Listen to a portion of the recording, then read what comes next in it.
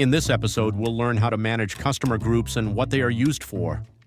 From the customer screen, click on the Manage Groups button. This will open a new window.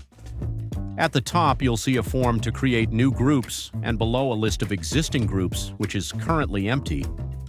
Start by entering the name of the group. Discount percent. The default discount percentage applied automatically to every customer in this group when creating a sales order.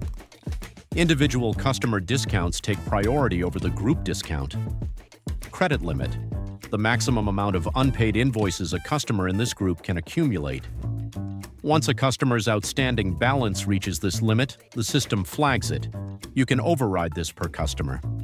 Then add a description for the group and click to create it. Once the group is created, the fastest way to assign customers to it is by using bulk actions. Select the customers, then click on Bulk Actions and choose Assign Customer Group. Select the group and click Apply, and just like that, you can assign groups to multiple customers at once. Thanks for watching.